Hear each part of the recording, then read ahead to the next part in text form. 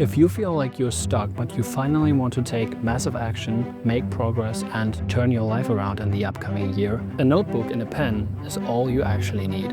In this video, I will show you how to change your life just by the pure power of thought. And I will introduce you to a couple of extremely powerful journaling techniques that provide you with clarity, keep you on track, and make sure that you follow through until you have achieved what you want to achieve. Let's get into it. Step 1. Find direction. Now, one big problem many people have is that they actually don't know what they want. Many of them have a vague idea, but most people are not aware of their inner desires or dreams, just because they either never thought about it or because these desires are just hidden behind certain fears and doubts. But when you want to change your life, you actually need clarity about where it is you want to go.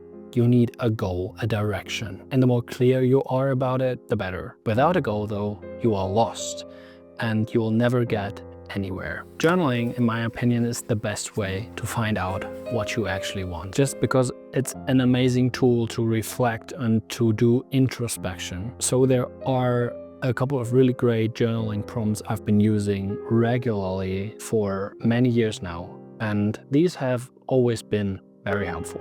So journaling prompt number 1 is this. What would you do if you had $10 million in the bank? Now what this does is that it frees you from the need to make money. Because for many of us, the need to make money and the pressure it brings with it kind of clouds our ability to make decisions that reflect our true inner self. So by imagining yourself in a situation where you don't have to worry about money, it will be way easier to be clear about how you really want to spend your life. So what would you do if you didn't have to make money? What would you do all day? How would you spend your time? This thought experiment alone can be extremely eye-opening, and it will give you a perspective on the things you really enjoy doing.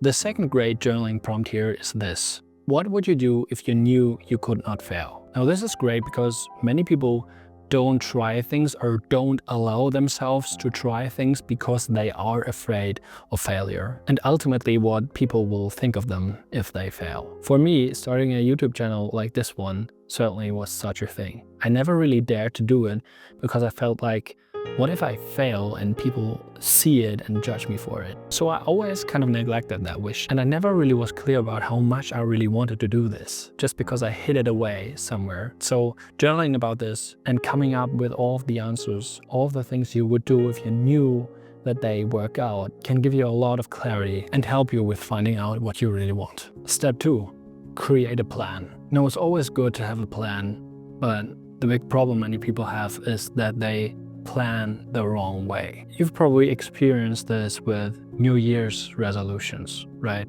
Many times people set these big goals for themselves, especially in the beginning of the year, and they actually expect themselves to achieve a lot in a relatively short period of time. And they kind of create that wild schedule for themselves that they actually are not prepared for. Typical example of this would be going to the gym. Many people start out extremely motivated and they basically expect themselves to go from doing nothing to going to the gym like 3 times a week for 1 or 2 hours, which doesn't seem to be that much. But if you are not used to that kind of workload, you'll quickly burn out, you'll get injured, and you'll ultimately lose your motivation. And that's why so many people fail with their New Year's resolutions, just because they expect too much of themselves too soon. So when you create a plan for the new year, don't optimize for the best possible outcome in the shortest period of time,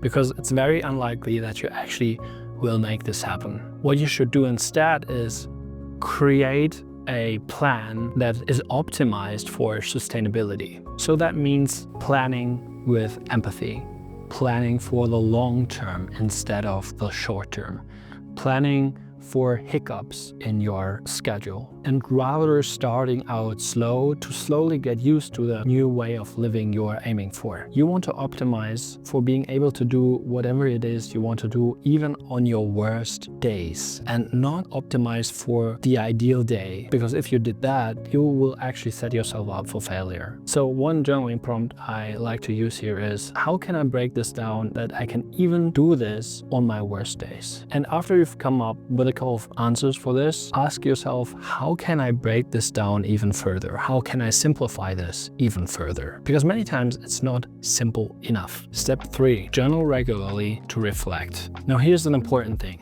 No plan is perfect. So whatever you are planning for, whatever you are thinking about to do in the future and how to actually implement that into your day, it's very difficult to guess how you will behave and how much you are actually capable of. How will all of this fit into your schedule? How much time do you actually have to work on this? How much energy do you actually have in your day? It's just incredibly difficult to foresee what will happen. So it's incredibly important to regularly reflect upon your plan and to iterate and to adjust it, because a good plan basically is a work in progress. So I want to encourage you to reflect at least weekly, if not daily, upon how the thing you want to do actually is working out. The thing is, you have to regularly check in with yourself to make sure that you stay on track, because making a plan once and then trying to force yourself to stick to it when it doesn't work for you will eventually lead to failure. Now, obviously, you don't want to adjust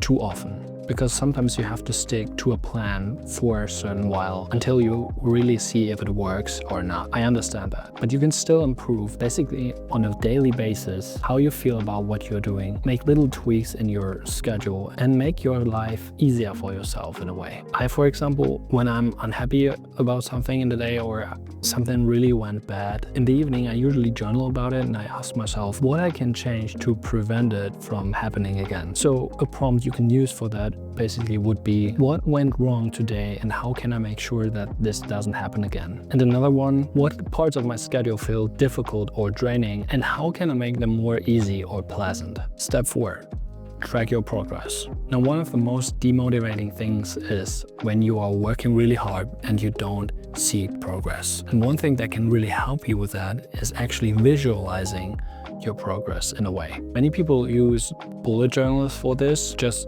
drawing little boxes in there and filling them up over time. And it actually helps you to see whether what you're doing is effective or not. It's also just extremely motivating to see that the work you put in actually pays off. So this is why in many video games, for example, they're using these experience bars to show you that everything you do actually pays off and to visualize your progress. Now, one more thing journaling can actually do for you is helping you with reducing your screen time. So if you're interested in that, I made this video for you where I show you how to replace your smartphone with a notebook. Enjoy and have a nice day.